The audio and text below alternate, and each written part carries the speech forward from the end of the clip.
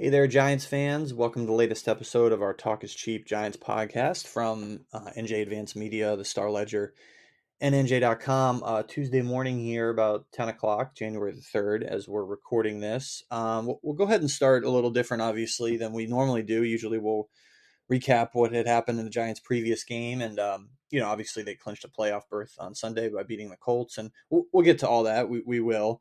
But obviously everyone in the sports world, the NFL world, and really, a lot of people around the country are the focus here on Tuesday morning is Damar Hamlin, the safety for the Bills, who collapsed last night against the Bengals in Cincinnati after a hit to his chest, went into cardiac arrest, and is currently, as we're recording this, I guess still in critical condition. That was the latest update from the Bills. That was a while ago. So obviously we'll start with a conversation about that. Not It's not, and it goes without saying, a horrible um, event, a horrible incident that happened. The NFL clearly made the right decision to suspend that game. I have a hard time seeing how they will resume it. That's irrelevant. We don't even need to talk about that. But we'll talk about just sort of the emotions of the event. Um, and it looks like we'll see. I mean, he's still in a tough medical situation. His condition appears to have stabilized based on to some degree based on what his agent and others have around close to him have put out there on Twitter. But there's a bit of a Giants tie-in here because Brian Dable, Joe Shane were with the Bills last year, and Damar Hamlin, the young man, the 24-year-old young man who did collapse last night, he was a sixth-round pick last year by the Bills. So not only are Brian Dable and Joe Shane familiar with Damar Hamlin, but also, of course, a bunch of Giants players. Isaiah Hodgins, Matt Breida, John Feliciano, Nick McLeod, among those who were with the Bills last year. And Nick McLeod, the cornerback for the Giants, obviously very close to Damar Hamlin, and had a very poignant um, comment on his Instagram story saying, you got me in tears, twin. I love you, man. Um, a really poignant post there from Nick McLeod and others, of course, around the NFL, including all these guys, Matt Breida and John Feliciano, weighing in about what happened last night. So, yeah, just a pretty heavy morning um, in the sports world. Bob, I guess just let you make a couple comments on that as well. Yeah, I wasn't watching exactly when it happened. I was watching something else, but then I turned to the game and I was like, I couldn't believe what was happening. And then I couldn't stop watching just because I wanted to know what happened to this kid. And, the more I listened to it, and I don't think I went to bed till 12:30 at night. And I, I think I woke up at 1 and looked at my phone, and it had said basically it had been in cardiac arrest is what happened to him. And immediately, and that they had put him in an induced coma basically to treat him. And immediately it came flooding back to me. I had a friend it's been about 8 or 9 years now. He was about 52 at the time. Another writer, Phil Sheridan from the Inquirer, longtime writer, worked for ESPN. Um, who this happened to, and he introduced me to the term sudden cardiac death is what he had, and I think it's very similar to sudden cardiac arrest, which was what Damar Hamlin had. I don't know if Damar Hamlin's hit with collision with T. Higgins caused what happened to him, but Phil was jogging. He'd just come out of the woods. He collapsed, fortunately on the road, not in the woods where nobody was at. A a, a guy was driving by, again, just very lucky for Phil, who knew how to do CPR, did CPR, called the hospital. Again, fortunate for Phil, he lived about 3 to 5 minutes away from the hospital, so he got attention quick, but he had a long road to recover. They put him in an induced coma. Um, they had to put a defibrillator in his heart that will be in his heart for the rest of his life. When he came out of the coma, he had speech problems. He had no memory of anything that happened. He has fully recovered, but I text with Phil this morning. I'm like, Phil, that's exactly what happened to you. He goes, yeah, you could tell. I could tell right away it was a cardiac event, and he said it was not fun to watch. So it brought back that memory for me.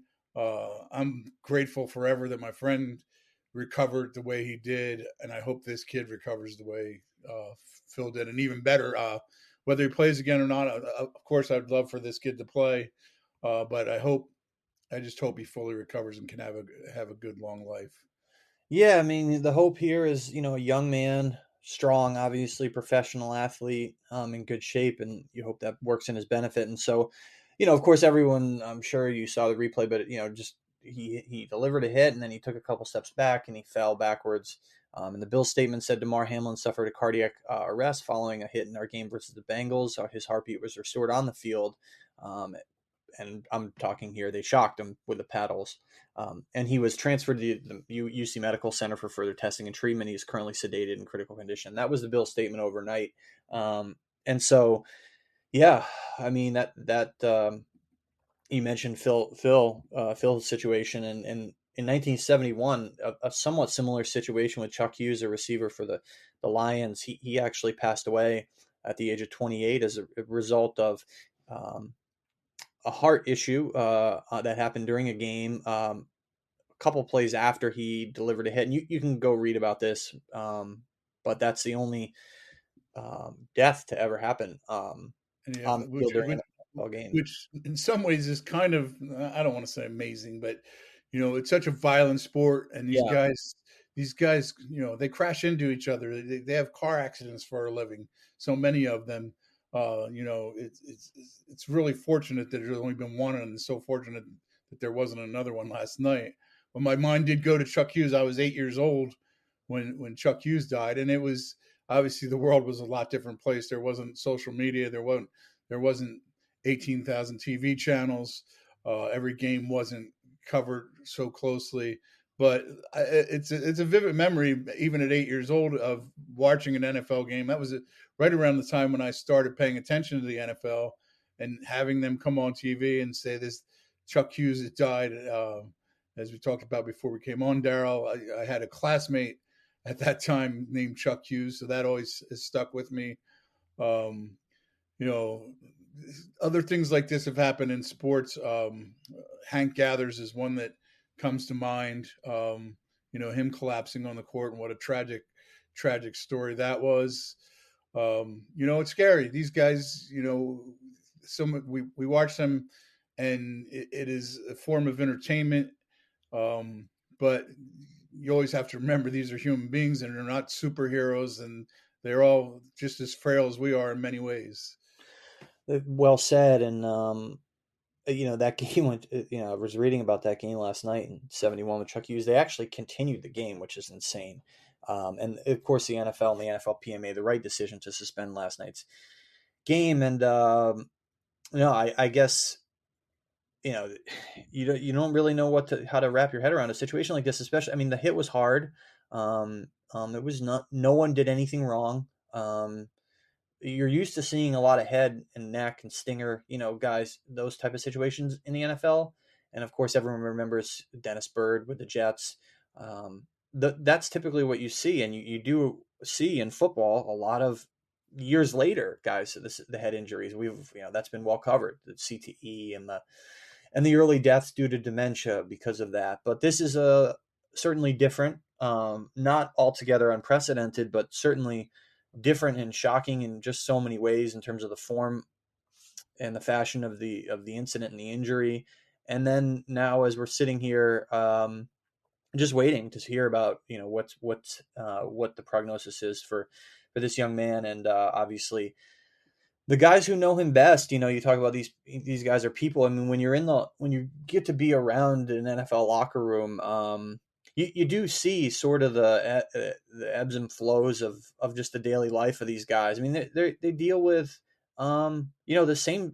Obviously, I mean, it's trite to say like, oh, they're just like you and me. Well, like of course, like no, of course they're just guys who just do a very unique thing for a living, and you get to somewhat bear witness to some of the ups and downs in their lives. And these guys have kids during the season, and life happens to them during the season. And When you do it, when you do what we do, yes, you see the human frailty of them, which so many people don't see. One that comes to mind when I was covering the Eagles was Brandon Brooks. There were several times where he couldn't play a game because he was so um, just he became so I'm looking for the right word here. Mentally, it was just so overwhelming to him. He had so much anxiety. There's the word I'm looking for. So much anxiety about it that several times during his career, he actually couldn't play the game because he had so much anxiety about playing the game. And he was such a smart, uh, thoughtful guy to talk about it.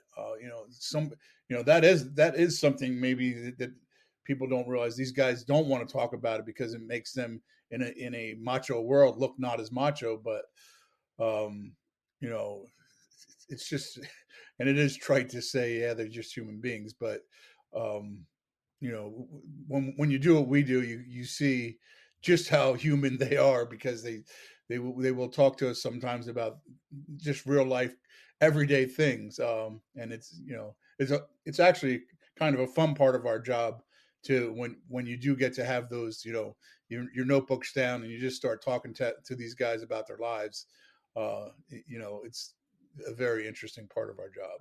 And you got to remember too. I mean, we're talking, kind of bringing it back to the Giants here, about these guys who are sharing their thoughts and their emotions about Damar Hamlin, and it's a big league, but it's a small league. I mean, 53 guys on an active roster, and then all the practice squad guys times 32. I mean, you're talking about more than 1,700 players in the league, but in a lot of ways, it is a small league. Guys, even if they haven't played against each other, have kind of relationships. And I think you develop almost like an intimate connection when you're on the field with someone in such a violent setting. And you are like hitting the crap out of people. I mean, that's your job. And there's a certain, I think, brutal intimacy to the NFL, and in the ways that these guys interact. And you see, like, after games, for as violent as these games are, and just thinking about like Geno Smith on Sunday, in a lot of situations, like even if the Jets lost that game in Seattle, but guys were greeting each other after the game cordially. And you see a lot of the jersey exchanges now, and again, when you play with a guy, the relationship is obviously very strong, and so that's what you're seeing. I think you're seeing that come out, even if guys didn't know him or maybe played against him or were tackled by him. There's a certain closeness and that comes about there, and obviously someone like Nick McLeod, who has played with Damar Hamlin, came into the league with him last year. Nick McLeod undrafted, Damar Hamlin a 6th-round pick with the Bills, and they developed clearly a close relationship in that Bills secondary as they, were both trying to carve out roles. And Nick McLeod was with the Bills all the way up until, remember, till this Start training. of start of the season, pretty much. Yeah, so right until the end of training camp. So he spent a good chunk of his young life so far, and the start of his professional career, with Damar Hamlin. And Right, and Hodgkins was with him this year for 10 games. yeah, He was Isaiah Hodgins was with the Bills as well, right through this year. And so the Giants today, on Tuesday, they're off. They were off yesterday to celebrate their playoff clinching victory over the Colts, and so we'll be back in East Rutherford tomorrow, Wednesday, and hopefully we'll be able to talk to these guys about a young man whose prognosis is much clearer and better. And yes.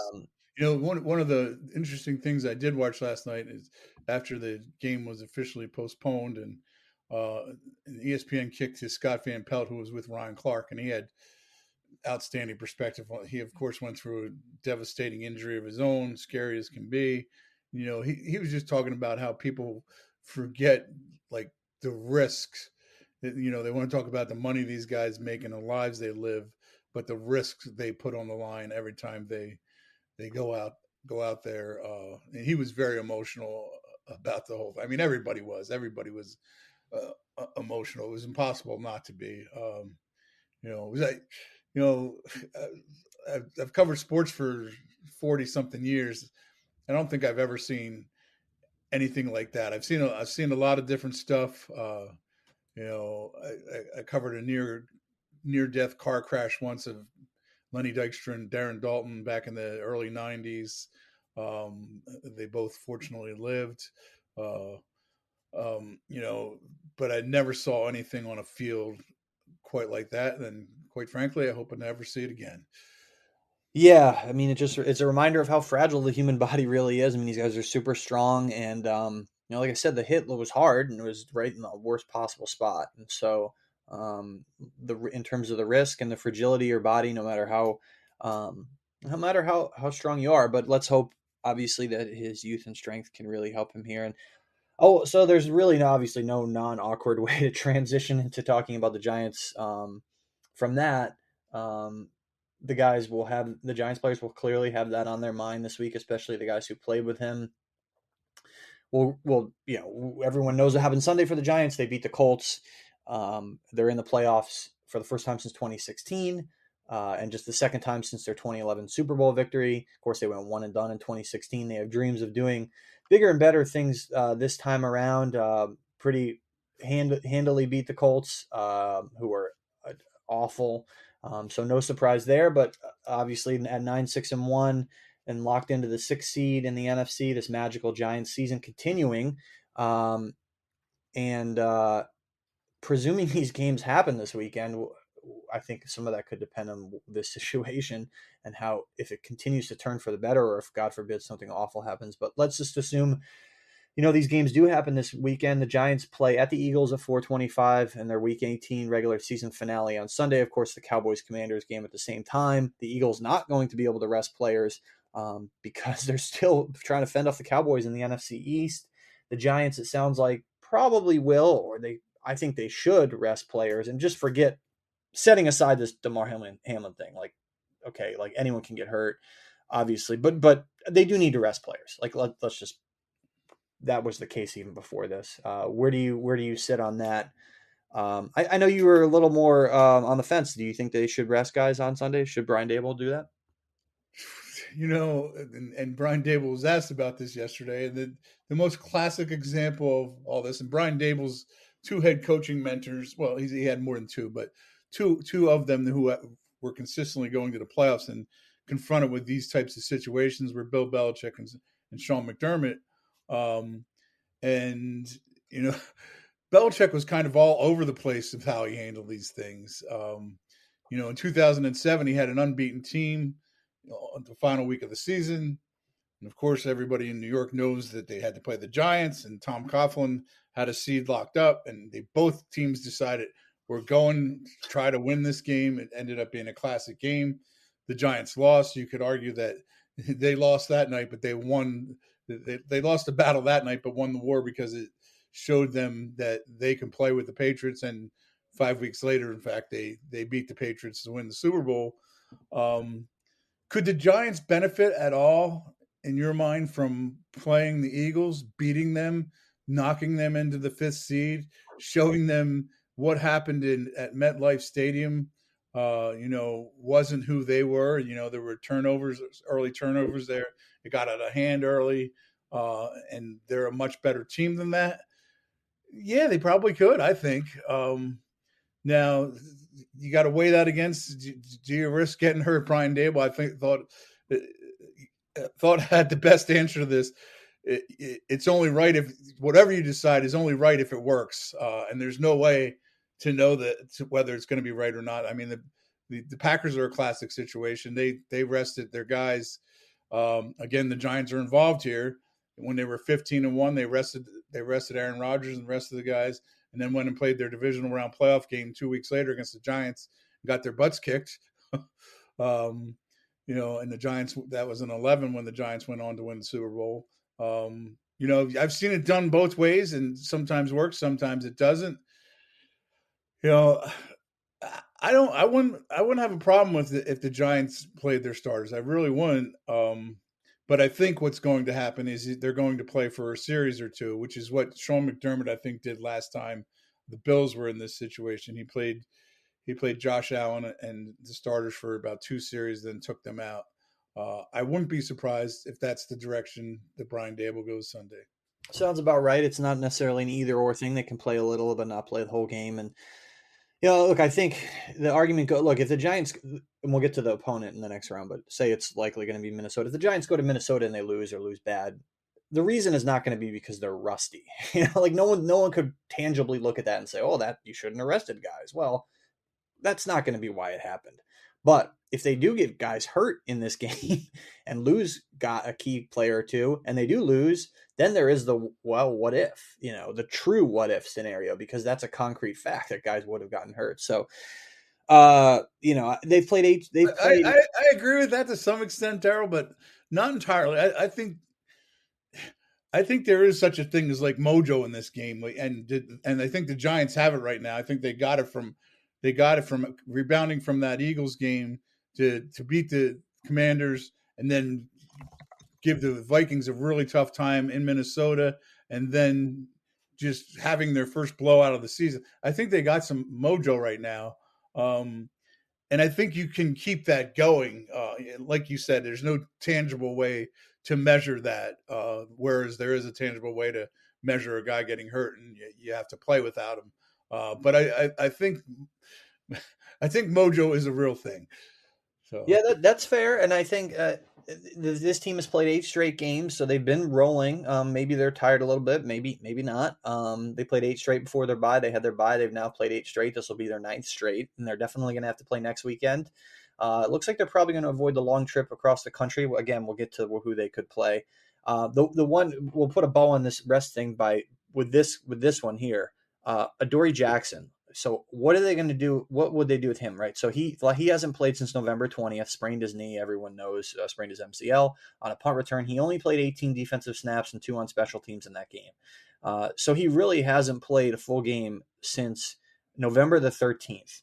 So if he's healthy enough to play in this game, what do you do with him? Do you completely rest him? Do you play him for a little bit? Do you play him for a more prolonged period of time than the starters, because you want to get his legs back under him? And he's their number one cornerback again. They obviously need him for wild card weekend. Looks like they probably could have him, and also, but he is a veteran, so it's not like he's unfamiliar with late season wear and tear and all that on your body. So where do you fall on him in particular? Say he is healthy enough to play. How much, if at all, should they play him? I do want to see him play a little bit, and I'll use this as an example. He's coming back from an injury, so I want to see like how strong he is and how well he plays. But the example I'm going to give you is Azeez Ojulari. Was coming back from a sprained ankle, and he got on the field last week, and he barely played. He played 7 snaps, and I have to think some of that had to do with he wasn't right. So I want to see, and I guess you can probably see that to some extent in practice. But if that is the case, that you can see it in practice, they obviously they haven't seen it, or he hasn't felt it to this point, because we both thought he was going to come back last week, and he hasn't felt strong enough to play. So I want to see it on the field in a game when you're going full speed, uh, you know, before I'm ready to ride my playoff hopes on him. Nick McLeod and Fabian Moreau have been the guys pretty much playing in his absence, and they're still around. They're still healthy, and I'm sure they're probably going to still play some. Cordell Flott's been getting on the field lately too. You know, to me, Adoree Jackson's got to show me a little bit before I'm ready to just go into a playoff game against a team that has Justin Jefferson. Um, you know, and be confident that he's okay to play and play at the level that you're accustomed to seeing him play. For sure. And so not really much worth talking about from the Colts game, but we'll touch on the Kayvon Thibodeaux stuff here.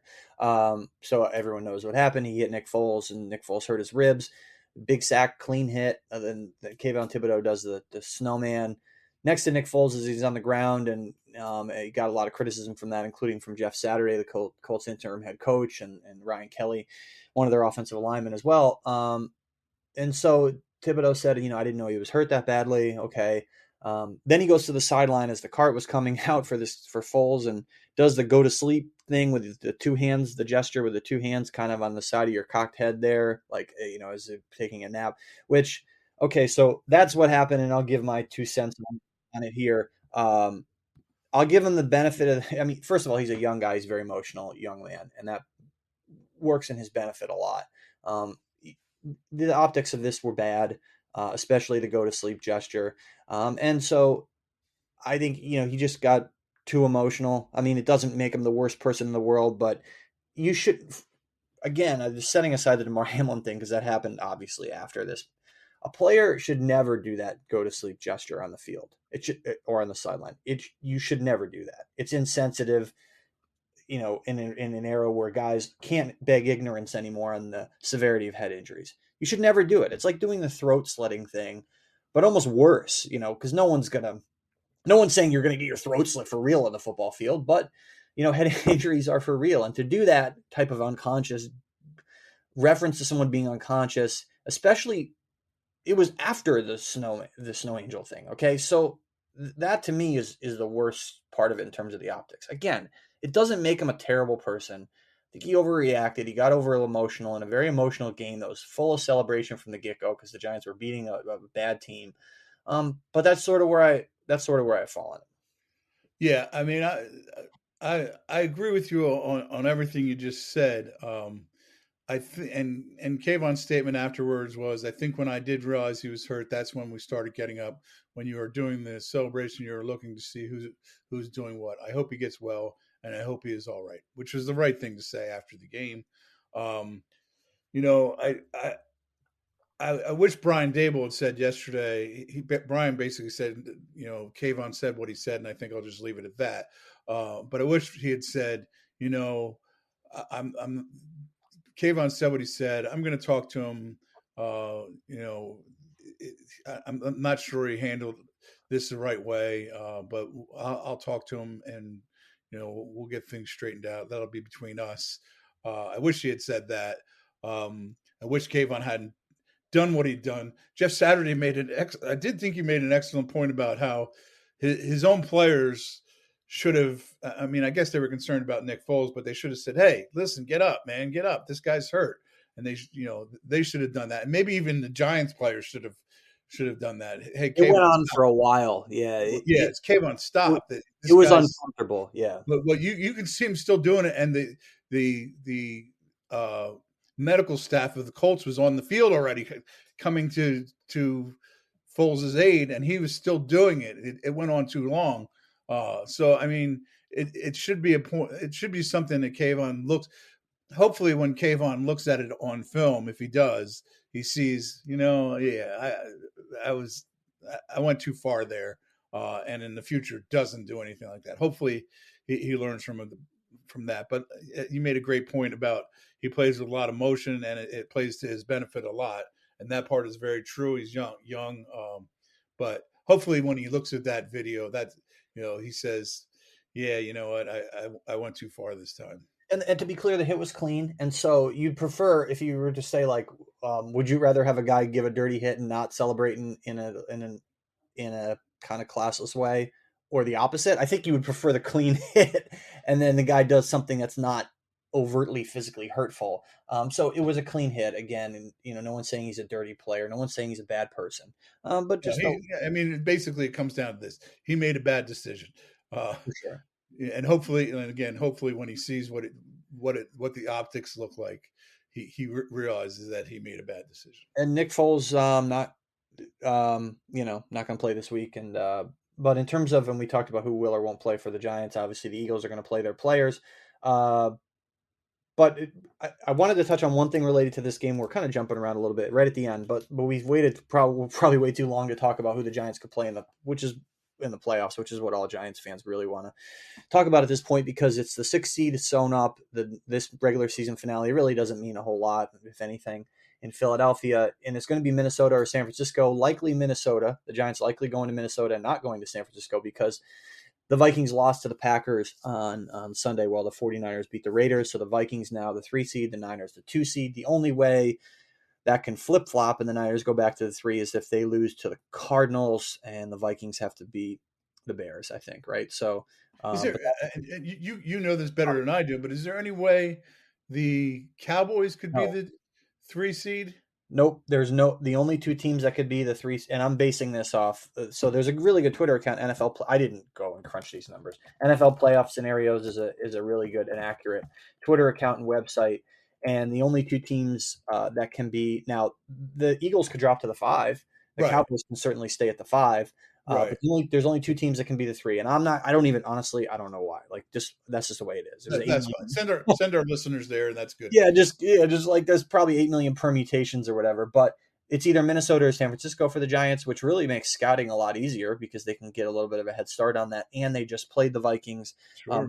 But again, for the reason I just explained, it's likely going to be Minnesota, and the Giants, as I wrote coming out of the game on Sunday, they should be thrilled about that because they almost number one, they almost beat the Vikings in Minnesota, fresh off that game a couple weeks ago on Christmas Eve. Number two, the Niners defense is ridiculous, elite.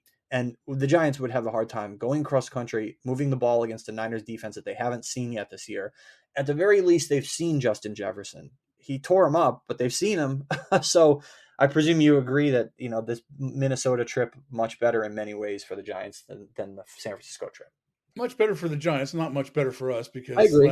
last time I was there, it was like 89 below. But It could be a but ball. yes, yeah. I mean, they got to go to Minnesota thinking we can win. They could have won that day. They left points on the board. Um, you know, they had a drop. They had a drop when they could have got a first down by Richie James. They had the Daniel Jones interception. They had the block punt. I mean, and still had the Vikings needed a 61-yard miracle to beat them at the buzzer. So yes, they have to know that they can beat the Vikings in Minnesota. And now it's not the real kind of, it's not Justin Jefferson or Kirk Cousins, but they're missing their right tackle, and it sounds like he could be out for an extended period. Brian O'Neill, and to me, the Giants' pass rushes and the Giants' defense is peaking right now. It's healthy, it's peaking, and this, as we've talked about before, the secondary could be entirely back. Um, this is and the Vikings defense just isn't very good. It's a very winnable game in Minnesota. For sure. So yeah, Giants fans should be excited about that. Yeah, and it looks like that's where it's going to go. It's not locked in yet, and we'll talk more about the playoff matchup next week coming out of the Eagles game because we're not going to necessarily be recapping much about that game. But the the Vikings are much more vulnerable 12-14 than the Niners are. They're both 12-4. The Niners point differential is plus 148, which is second in the NFL to the Bills. Whereas the point differential for the Vikings minus 19 at 12 It's and it's, 4, which is it's the almost. weirdest 12-4 team ever. And by the way, the Giants point differential, I looked at this. It's after beating the Colts by 28 points, their point differential this year is 0. So, of course, right? That just tells you everything you need to know about how this Giants season has unfolded in dramatic, tight fashion. Even though they The Vikings only win by more than one score is on opening day against the Packers. crazy, That's they're a that. vulnerable. They're a vulnerable 12-14 for the many reasons that we just listed, and we'll certainly probably get more into that next week, presuming that's a team that the Giants do play, and we'll see how that unfolds. And you mentioned, the Giants could make a run because of their defense, and there's a lot to talk about maybe why this team could continue to play well in the postseason and win a game or two, or maybe more. Who knows? If certainly Daniel Jones is right there. We didn't even mention him, and goes, continue to have a great season with that performance on Sunday. And if he keeps that up, as Steve Politi, our columnist, wrote, man, who knows? The sky's maybe not the limit, but they could do a lot in the postseason. The Giants could. One quick point I wanted to just bring up related to this game on Sunday. So, where do you stand on Coach of the Year? Like, so is Brian Dable the Coach of the Year in the NFL? Is Nick Sirianni the Coach of the Year in the NFL? I'll lay out my case real quick here, and I think Doug Peterson or Dan Campbell, if either of those teams make the playoffs, they have an argument. But let's just look at it from the Dable Sirianni perspective. Yeah, the Eagles lost their last two games. Gardner Minshew is the quarterback, so that's a mitigating factor. Obviously, the Eagles have a more talented roster. The Eagles also have won more games than the Giants. I don't think Sunday's game should have any bearing on Coach of the Year unless Dable beats Sirianni with backups somehow on the road. But I think Brian Dable has a legit argument for Coach of the Year. And it before the Jalen Hurts injury, if the Eagles kept cruising, I think Sirianni, even though his roster is better, would have and probably should have sewn it up. But now I think it's you could make a case for Dable, right? A good one. Yeah, I think if you throw in Doug Peterson and Dan Campbell, also are strong cases as you just did. I would probably put Peterson over Campbell, but you know the two finalists probably should be Dable and Sirianni. And if the Eagles are the number one seed, I'd probably say I'd go with Nick Sirianni because the narrative now is the Eagles have a great roster. Anybody could do what Jalen Hurts did, which we found out with Gardner Minshew last week against the Saints. That's not the case. And people have to remember that coming into this season, there are people around the league and in Philadelphia who thought, "Oh, Gardner Minshew, should challenge Jalen Hurts to be the starting quarterback." Well, we found out all that isn't true. The Sirianni and his coaching staff have allowed Jalen Hurts to take an incredible leap to become one of the elite quarterbacks in the league.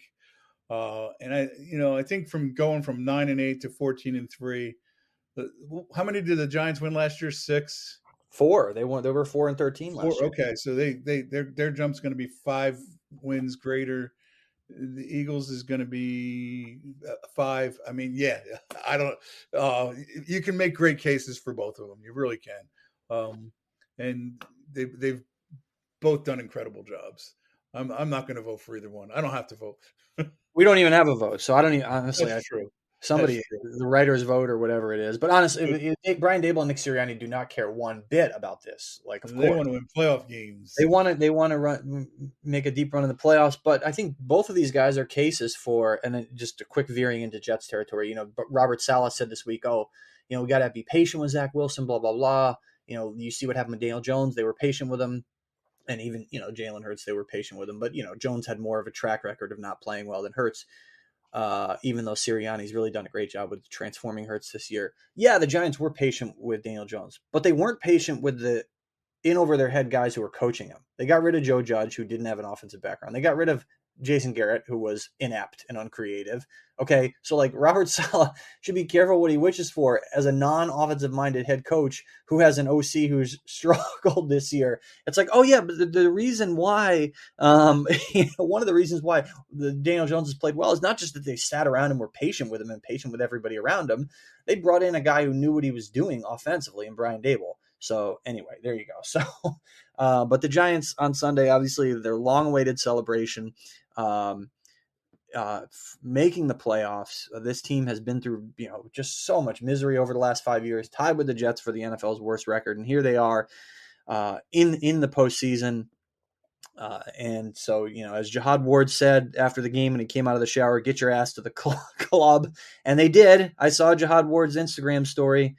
They went to the club. It looked like it was a little bit too loud for an old dork like me, but they had a great time. And real quick before we go, so we don't need to get into playoff picks yet. But what's your pick for this game? As I try to find it in my email, you didn't email your pick yet, but what? I What do you haven't think? picked yet, but I will now. I think Jalen Hurts returns in the Eagles, uh, probably probably against a mostly most of the game backup playing Giants team. Get get get the mission they set out to accomplish 2 weeks ago in Dallas and have whiffed twice on, but I think they finally get the number one seed and win the division. Let's call it a 28-14 win. Yeah, I got Eagles 31, Giants 17. Eagles are a better team, even if both teams are healthy. We are playing all their starters. We saw that. I don't think the Giants. I think the Giants will rest some of their guys for some of the game, but I think all their healthy guys will play some of the game. If that makes any bit of sense. So 31-17 Giants losing to the Eagles in Week 18, and then the Giants getting ready for their playoff game, which could be just a bit of housekeeping. It could be Saturday, Sunday, or Monday. There's 2 games Saturday, 3 games Sunday, and 1 game Monday. So if you're making your travel plans, I know somebody was emailing me about booking flights and like, should I do this or that or cancel? I was like, dude, remember, these games could be 1 of 3 days. That really makes it hard for you to book book travel. But just keep that in mind coming up next weekend, and that will obviously be all sorted out coming out of the Sunday night game in Week 18. And look, just we'll see what Damar Hamlin's situation, how that affects sort of the general mood and the tenor around the league this week. Obviously, it's a tough week and a tough day here for everyone in the NFL, and so just keep that in mind as you're kind of consuming your sports coverage here. But we appreciate everybody listening. Please subscribe, rate, review this here podcast on all your favorite podcasting platforms, and we'll be back with you next week, looking ahead to the Giants playoff game. So we'll talk to you then.